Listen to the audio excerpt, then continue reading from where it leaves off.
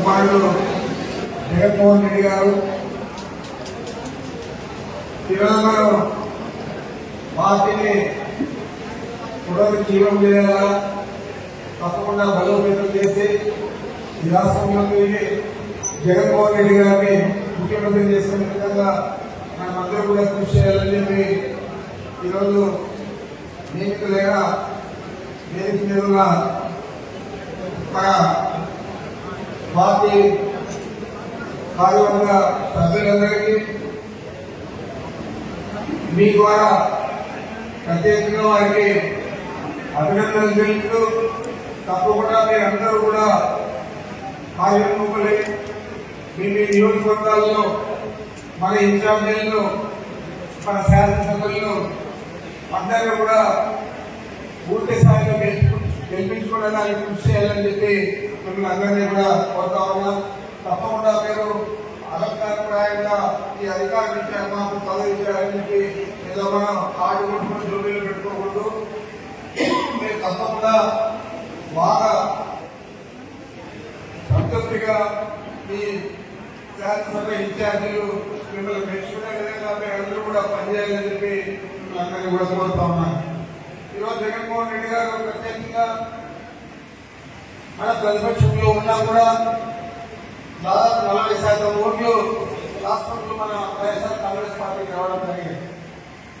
మన దగ్గర భయపడాల్సిన పని లేదు. కేవలం 25 లక్షల ఓట్లు వస్తే అధికంగా మనం తిరిగి అధికారంలోకి వస్తాం. దానిలో మనం అందరూ కూడా గడిచి మనం తప్పనిసరిగా అన్ని వర్గాలు కట్టుకొని పనిచేయాలా. అదేవిధంగా జగన్మోహన్ రెడ్డి గారు కూడా ఈ నెలలో లేకపోతే రేపు నెలలో మన సతీష్ రెడ్డి గారి ఆధ్వర్యంలో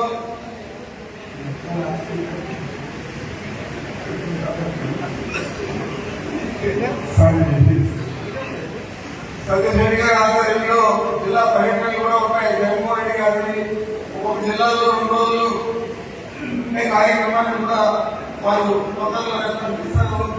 మరి ప్రారంభమైతే మీ జిల్లా నుంచి ప్రారంభమైతే కానీ కాకపోతే ఇంకా ఫైనల్ కాలేదు కాబట్టి మీ అందరికీ కూడా తెలియజేస్తున్నా. సంకోచం లేకుండా మీ అభిప్రాయాలన్నీ కూడా జగన్మోహన్ రెడ్డి గారు తెలియజేయండి. పార్టీ బలోపేతం చేయడానికి ఏ సూచనలు ఇచ్చినా కూడా అన్ని కూడా స్వీకరిస్తారని చెప్పి మీకు మనవి చేస్తున్నాను. ఈరోజు రాష్ట్రం మొత్తం మీద పశ్చాత్తాపం పోలేదు. ఎందుకేసాం తెలుగుదేశం పార్టీకి ఓట్లు కోరికలన్నీ చెప్పారు, ఏది కూడా తీర్చలేదు. ఇలాంటి ప్రభుత్వం మనం ఎప్పుడు కూడా చూడలేదు.